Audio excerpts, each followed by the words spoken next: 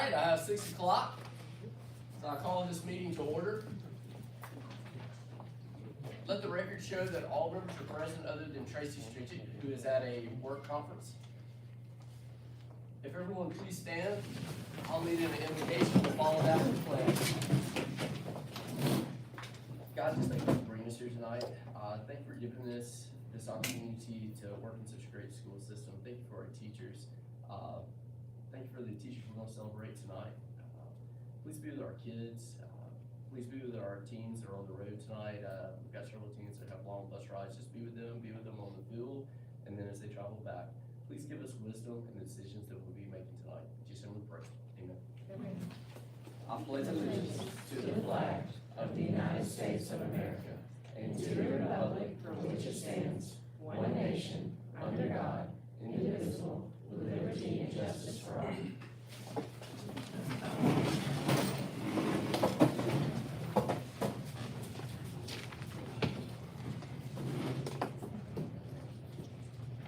Board members who received the agenda for the meeting, may I get a motion to approve the agenda? A second. Second. All those in favor of approving the agenda, please raise your hand. All right. Thanks, board members. As you know, this is the time of year where we start our board reconstitution. I want to publicly thank Mr. Holland for serving as a great model for us with the president and Dr. Strickland, vice president. Board members, at this time, we will go ahead and start that process. May I have a nomination for chairman? I make a motion to nominate Tracy Stritchett. Are there any other nominations for this position? I move to close nomination. All right. All those in favor of Dr. Stritchett, please raise your hand. Dr. Stritchett at the conference, we'll tell her congratulations. That's what she gets from this. That's right.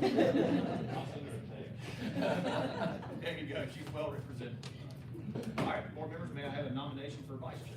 I would like to nominate Christian Jackson. Are there any other nominations for the position? Okay. Nominations are closed. All those in favor, please raise your hand.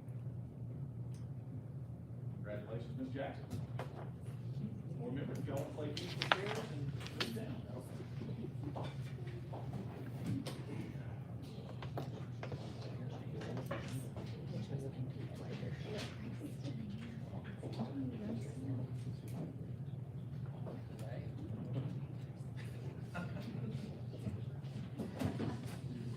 Thank you again, board members, for making that as seamless as possible, and look forward to still working with everybody in new roles and current roles. You know, there's a lot to do. Appreciate all that you guys do. All right, first item on the receivers information. Prior to tonight's board meeting, we had the opportunity to recognize our Teacher of the Year award winners from each school at a ceremony held today at the Chamber of Commerce. I want to thank Ms. Jenny Jones and AEA, Ms. Nelda Searles, and Ms. Patty Vanderwall for the Natalia Education Foundation and the Chamber of Commerce for all pulling together to recognize our great teachers who do so much for our kids every single day. We will recognize our elementary and secondary Teacher of the Year who was recognized at the previous meeting, and again, we just want you guys to come up. We're going to take a picture with you. You have a 10-minute speech. Ms. Ferguson, you have a 10-minute speech. I'm kidding. We'll give you an opportunity to address everyone. Board members will take a picture right there at the white backdrop. And without further ado, our first Teacher of the Year for our elementary education, Ms. Tia Ferguson from Pratt Elementary.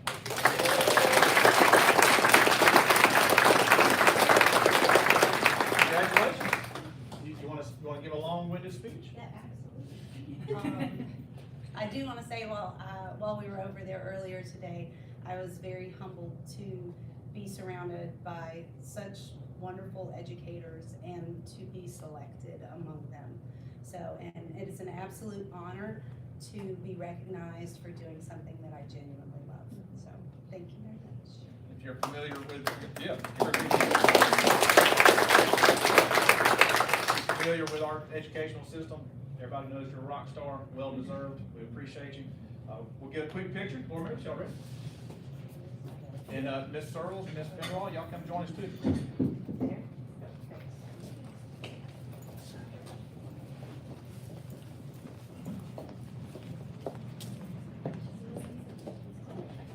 All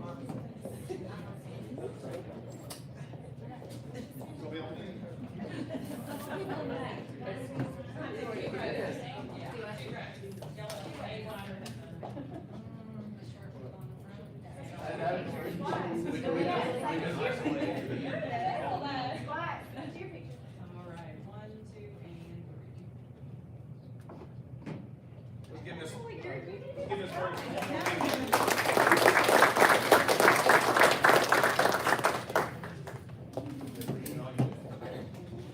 All right, our secondary teacher of the year, Mr. Josh Dozier from Marvin Middle. Come on up, sir.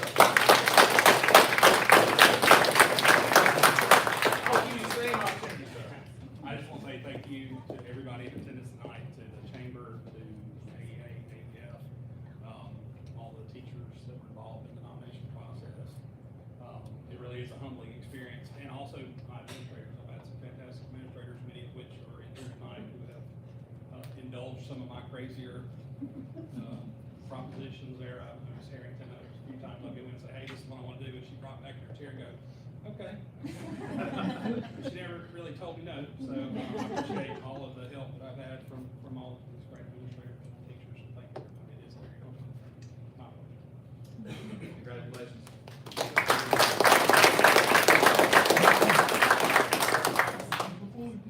And I will say, when I used to teach ninth grade social studies at Marvin High School, the biggest letdown my students always had was, are we gonna get to do the cool stuff Mr. Dozier used to do with gladiators and things like that? I'm like, guys, I'm sorry, the cool ship sailed. He does a great job. Thank y'all.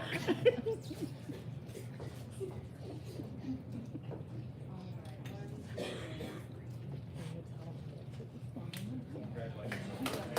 Proud of y'all.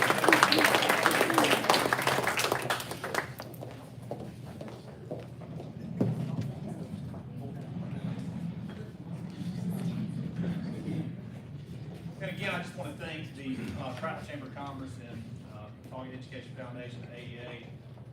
Guys, we have a really good thing going in Target County. We have strong partnerships across the board. We appreciate everybody recognizing our fantastic teachers. And again, congratulations to Ms. Ferguson and Mr. Dozier. We appreciate you guys. All right, second item on the agenda is going to be financial presentation from Mr. Chris Williams with Rice Advisors. Good evening, Mr. Williams. Hey, wherever you want to go. Sounds good. Good evening, my name is Chris Williams, I'm Rice Advisory. We're a financial advisory firm to municipalities. We were engaged to come into the Tucker County Board of Ed a while back. We did some analysis on the potential ability to access the bond market or the debt market for needed improvements to the system. We have determined that the board should not access the debt markets at the present time. Several reasons. One is we stated that in order for the board to be able to access the debt markets, they would have had to create a revenue source. That has not happened, and so the other alternative is to cut expenses. That would possibly include several things. If you saw the news yesterday or day before, Dr. Mackey reiterated that would possibly include cutting services and or closing and consolidating schools. So at the present time, I've talked with the board, I've been meeting closely with Leslie, and we have determined that they cannot access, should they even try, they might not be able to access the capital markets at the present time. I'm open for any and all questions.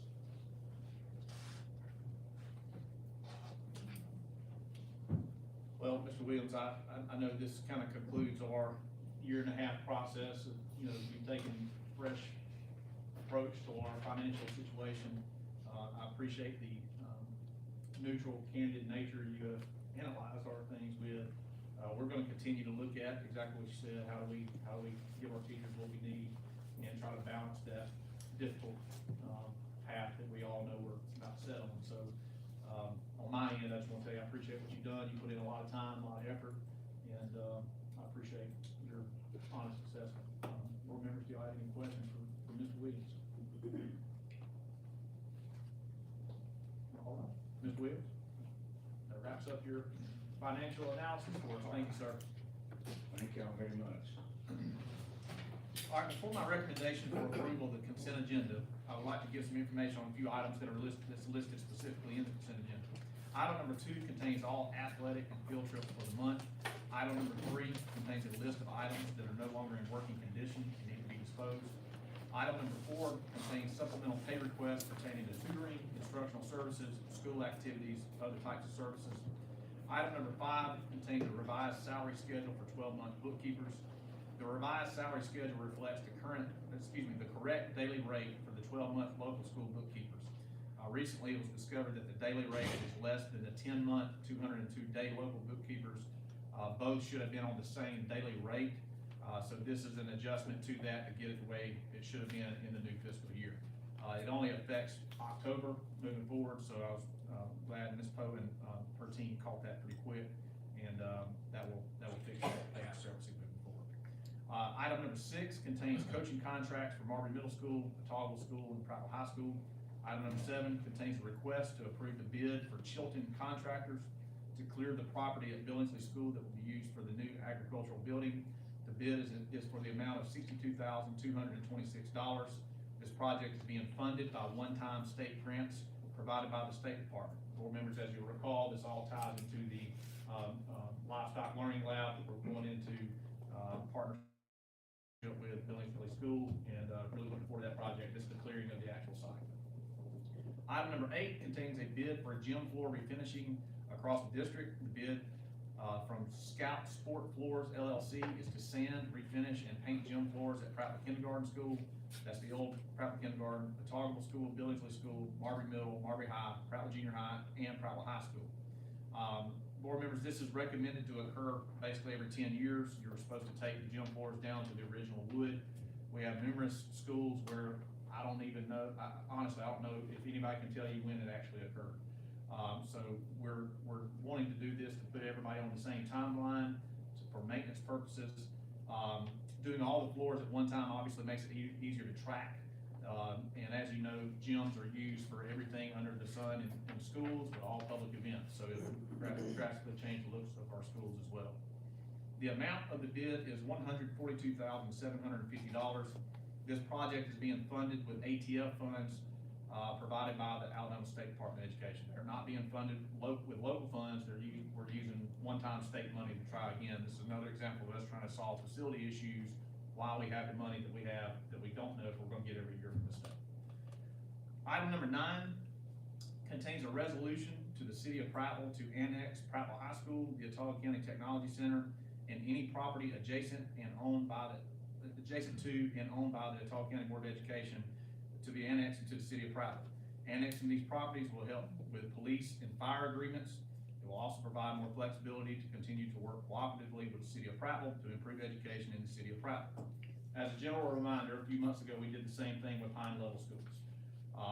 Now, on a different note, right now, the way our fire and police agreements operate, we have to have MOUs, and it's been fine, but it could be a lot easier if they were actually in the city limits. This also gives us flexibility with the City of Prattville in terms of all the schools would be in the city, so kind of future funding sources would be easier to be worked with them cooperatively. And again, not to say the same thing twice, but this is exactly what we did with Pine Level a few months ago. Are there any questions for board members on anything with the consent agenda as presented? Yes. Okay. Just to reiterate, number 7 and number 8, Yes. just because I have a lot of constituents that get very concerned about us spending money, putting money into things, though it just looks like we're just spending money on useless things. Can you please explain that these are earmarked specific for these, so we can either not accept it and do anything with it, or accept it and put it towards these type projects? Right, yeah, item number 7 with Billingsley, that is a grant specifically awarded by the Lieutenant Governor's office for that task. So you have to use all those funds directly with that project. So yes, the clearing on that, again, that's direct. To get the grant, you had to specifically list what you were using it for. And then item number 8, again, and I appreciate you asking that, it is directly tied in with ATF funds, that we have a little flexibility with how we're using it. My staff and I, and you guys, we all agree, our facilities are in very, very bad shape, so we're trying to use as much of those funds as we possibly can to fix long-term issues. Again, the gym floor deal, I challenge anybody to go visit Prattville Junior High, go visit Marbury Middle, even Marbury High School, one of the newer schools. I was in the building last night. The gym floor is very dull. It's because over years, as you're sanding it down, you're just putting in the top layer. It is recommended for the life of that wood to last 30, 40, 50 years. You gotta take it all the way down to the original grain. That's why this bid is substantially more than what you would normally pay, but it gives a fresh starting point. So hopefully we're all here in 10 years, but if we're not, whoever comes in will know it was done at this time, every gym was handled, and they can have a timeline. I also wanna address a couple things there, and Ms. Jackson, I appreciate you opening that up.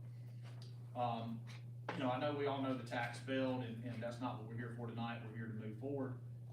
But a lot of discourse occurred through that, initiative that I think was good for our county. I think our people are understanding more and more how we're funded. But when funds are earmarked a certain way, there's really nothing that you can do other than to try to use them to the best of your ability. All the funds that you see, and again, I challenge our viewers who are watching tonight, please find another board that has been as transparent as ours. We tell you where it's coming from, we tell you the dollar amount, because we believe it's important. The theme moving forward, you just heard Mr. Williams present, the theme moving forward is the challenge is our local funds. We have to get creative, and we're gonna have to look at some different things. These 2 projects do not come out of local funds, they come out of state dollars. One more thing I wanna address, I know I have received probably 10 emails this week wanting to know why the school system spent $1.7 million on the football stadium. I need to explain that. That is a lease. That's important that our public understands. We are paying a 25-year lease for that project. Now, I wholeheartedly support that initiative.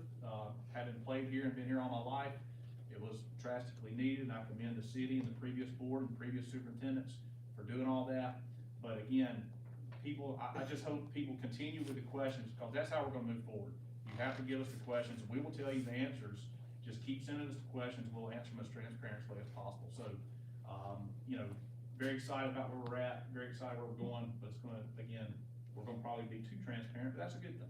So, I know I got on a little rant there, not a rant, but, No, that's perfect. explanation. Any other questions from board members on any consent agenda? I'll say, living here my whole life, Prattville High School being annexed into the city of Prattville. I mean, to me, that's exciting. I've heard different stories of why it wasn't through the years. I don't know where the truth was, but I think that's exciting. Yeah, I think, and I see Mayor Gillespie here tonight, I don't see the hindrance there. I think if anything, it's gonna strengthen partnerships. Having the one school outside the city limits, did cause some issues again with fire and police. I'm very appreciative to, our city and our city council for allowing us to work through that. This will, if in theory, if it gets annexed by the city of Prattville, it will help us on those agreements, and then hopefully help in the future as well. So again, I just wanted to say it one more time. This is the same thing we did a few months ago with Pine Level. This is the same deal. So I did see on the public comments, we have one public comment. Mr. Newman, you're right, come on up. You'll have 3 minutes. Right here? You can stand there, stand here. I did want to just say a couple things. Some of the things, the reason I'm speaking on resolution number 9, the annexation piece, is because I've kind of been a little bit of a proponent for it. And I say that because I'm on a couple of committees in the town, the 911 board for one, which allowed me to see that there was a disconnect, or not a disconnect, but additional paperwork that was involved, and there was MOUs for the ambulance service and some of the other services and stuff. And I kind of asked the question, why wasn't it annexed into the city limits? Mr. Glover and I talked about it a little bit.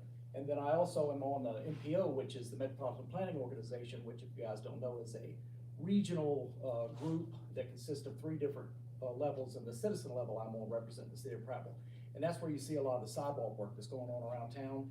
So you'll see federal funding, that is dedicated for, sidewalks and some road construction stuff. So the sidewalk program, actually even has some educational side where federal dollars are given for sidewalks. So I thought, if we annex that in, if we could do that, like all the other schools in the city are, that would allow, it open up other additional opportunities for maybe the city, and I know the mayor, I've talked about this a little bit, there may be an opportunity where we can leverage some of that NPO dollars to get some sidewalks in front of the school there, in front of the VOTEC, sorry, let me say VOTEC, in front of the, park and everything along in front of the high school there that would, we can't do when it's within the county. So I think it's a great thing. I'd like to, make sure everybody understands it's just annexing into the city limits. It's not, nothing else is going on. It would just be like every other school in the city. So I'm a big proponent of it, for it, and I'm hoping that it gets voted in tonight. So I'm excited about it. So that's all I'm just going to say. Thank you, Mr. Newton.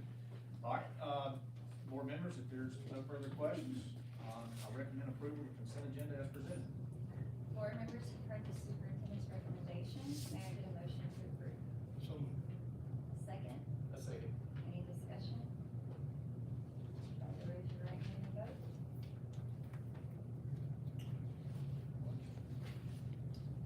All right, board members, at this time, I recommend approval of the personnel report as presented. Board members, you've heard the superintendent's recommendation. May I get a motion to approve? Make a motion to approve.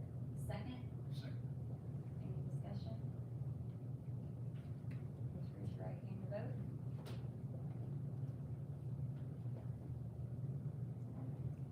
At this time, I would like to ask Ms. Poe to come forward and provide us with our September and October 2024 banking financial statements.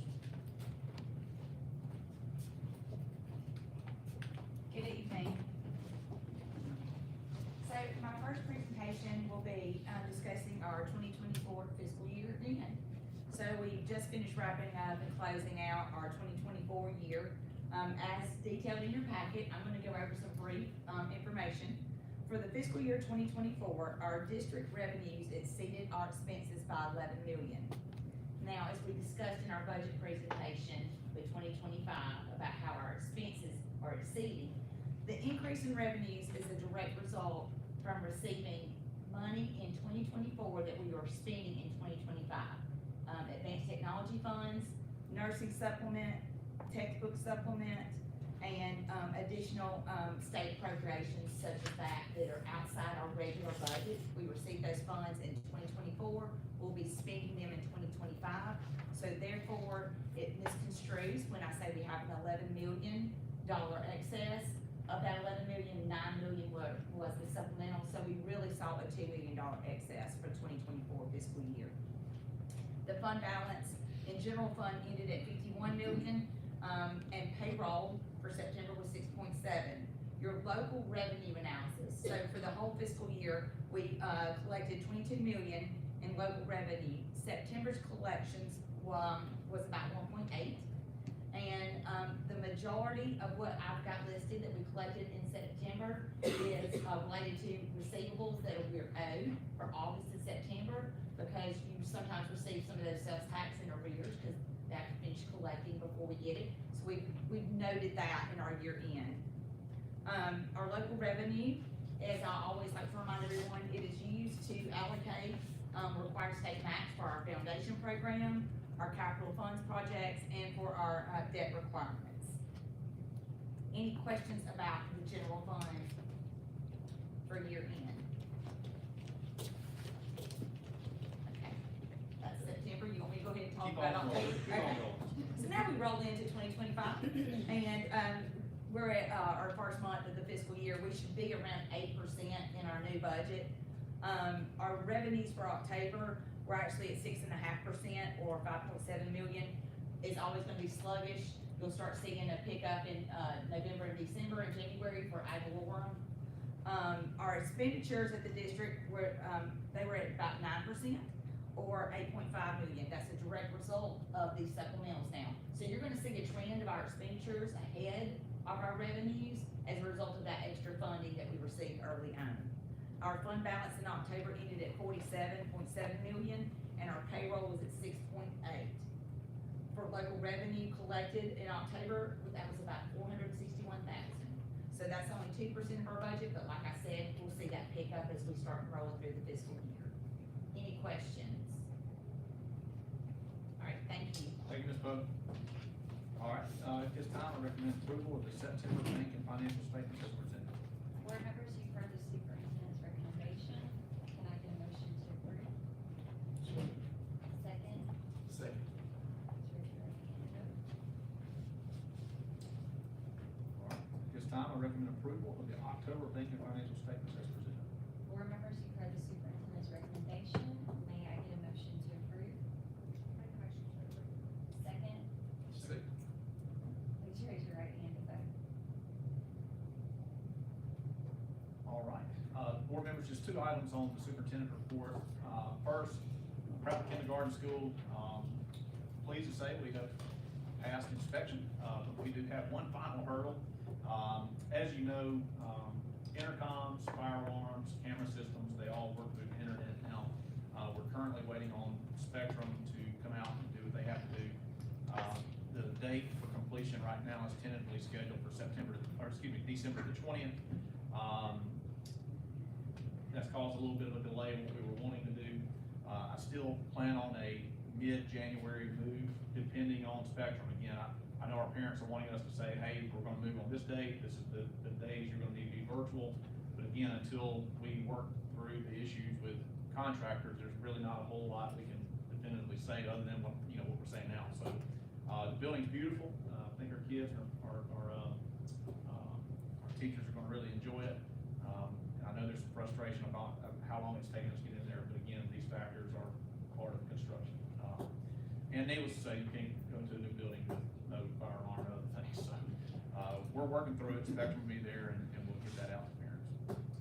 The other item, obviously with Mr. Williams, presenting that earlier tonight, I know there's a lot of questions and concern about how we're gonna move forward as a district. We are looking at feeder patterns in the city of Prattville, we're looking at enrollment in the county. We've been very vocal with our parents and, everyone where our issues are. We have several issues related to attendance. In the northern part of the county, we have subdivisions that are gonna go in that we have no plan with how to accommodate them in the Margaret Pine Little area. We have declining enrollment in the city of Prattville, and we have low enrollment numbers, particularly in Otago and, Billingsley to an extent with grade level. I know the public is wanting some immediate, hey, this is what you're doing. We can't rush into these decisions. We're analyzing and studying what we're gonna do. I hope to have some more information, you guys, December, January, on different options that we can look at. I know that's not the answer that a lot of people are wanting to hear tonight, but anytime you're making decisions for mass change, there's such a tie-in effect with how everything from transportation to CNP to equipment. I mean, look at Prattville Kindergarten right now. I mean, we're trying to move one school and, it's been delayed several times. So, I'm sure you guys have some questions. I'll do my best to answer them, but I think, right now, we study what we're doing. We put these proposals out very soon, December, January. And I get some answers from the state and I'm waiting on them. We move forward.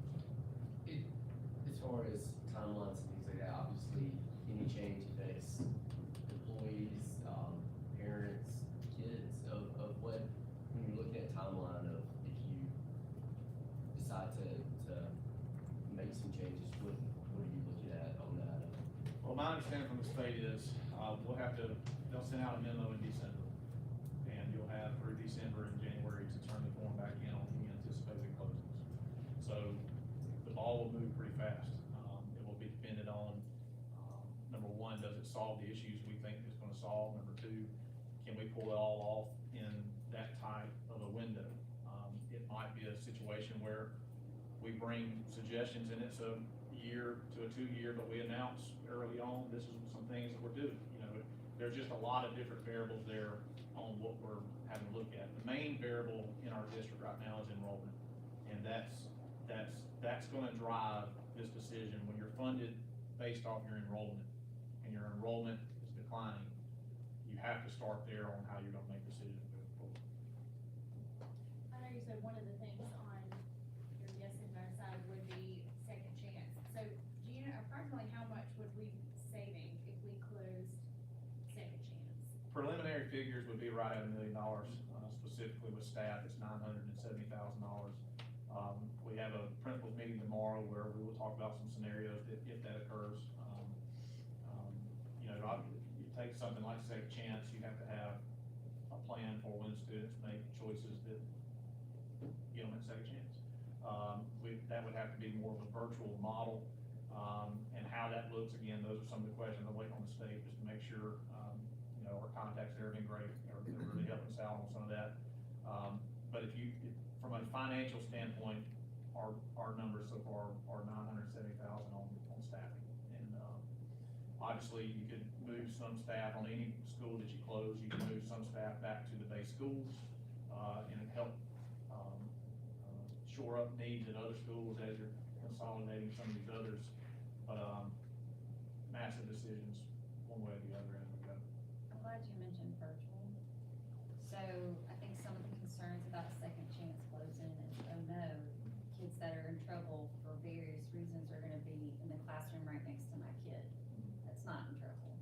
So when you mentioned virtual, is that possibly what we would be going towards, is if we were to close Second Chance, we would do the virtual model? Yeah, Like that's. with our new virtual school that would have Right, staff next researching year. some districts, how they handle that. Typically, they suspend students, obviously that counts against your chronic absenteeism.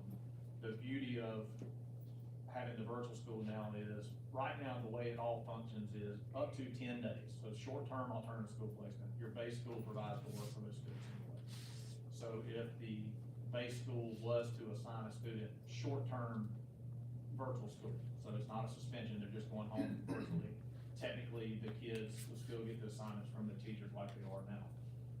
The issue is gonna be if you do a long-term placement, then obviously that's where you're going to look at our Talk Virtual Academy as the place that we're moving that. Now, again, some of those questions I gotta work out the finer points with the state, just to make sure we're not breaking any coding issues or anything like that. But those are all the multi-layers of different options that we have to look at, because I've learned the hard way in 15 months, 16 months, however long it's been now. Something that seems easy to pull apart, once you pull it apart, it was intertwined in a bunch of different directions, and you didn't fully know it until you pull it apart. So that's a good question, I'll make that.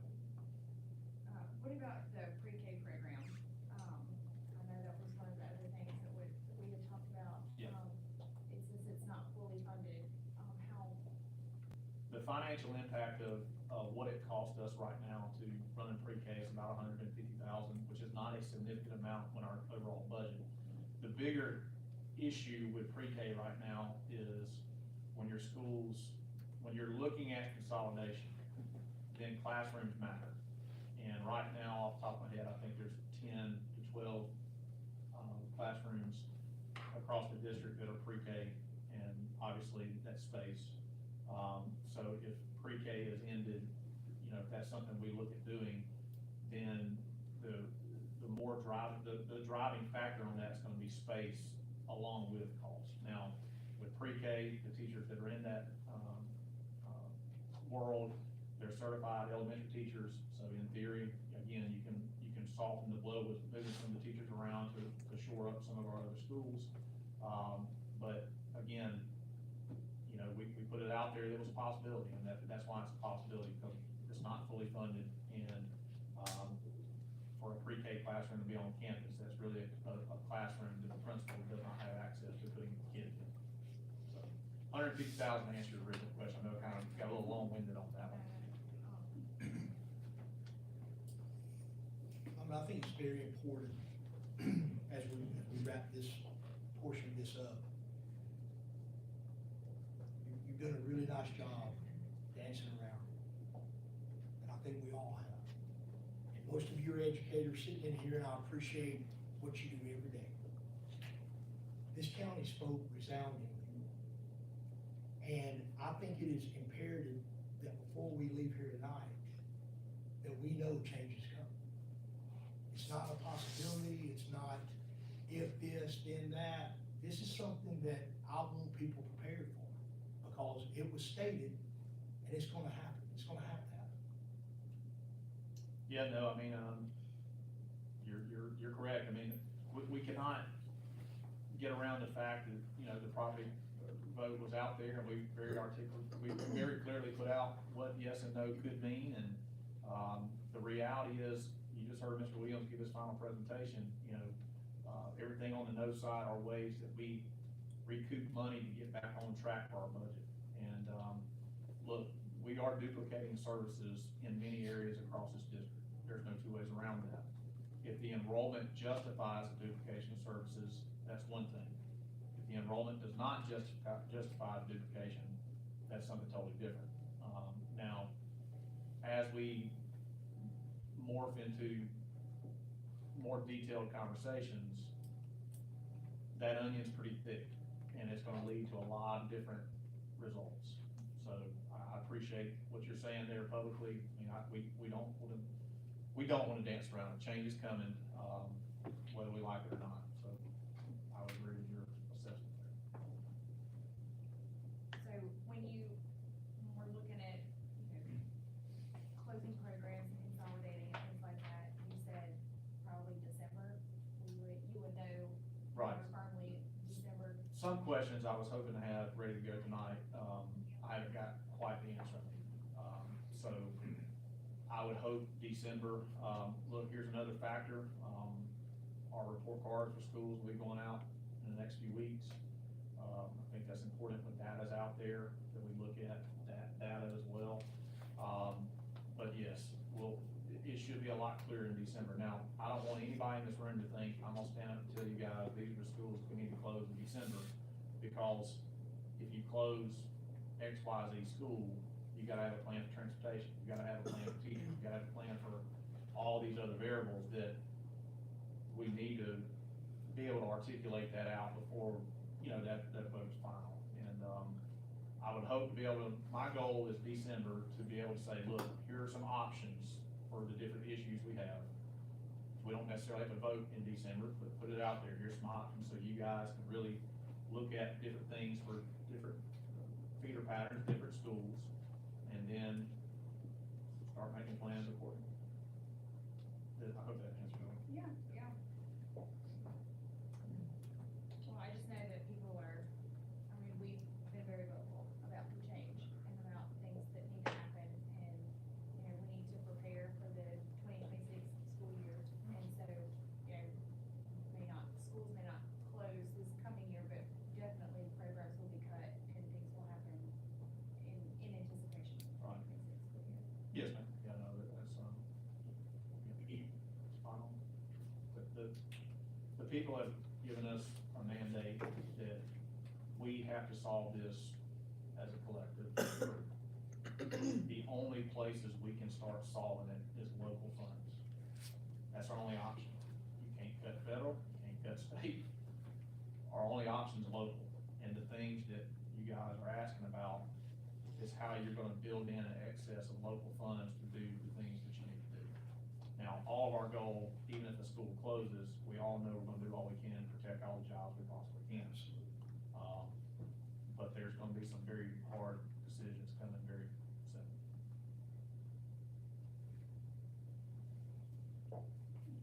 Any other questions or?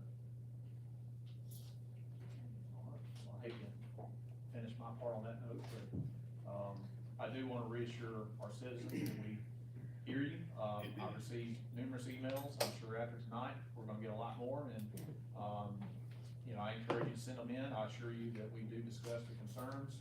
And if I'm being honest, there's been some things throughout this process concerns that citizens have brought that are valid, that we need to look internally and try to find a better solution. It starts with me.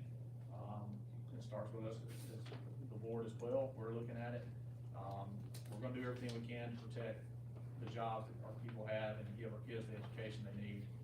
But again, not to echo what the board was just saying, we've known this is coming for many years now, and unfortunately it's here. And, we're gonna have to look internally on what we're gonna do to give the kids what they need. At the end of the day, that's what it's about.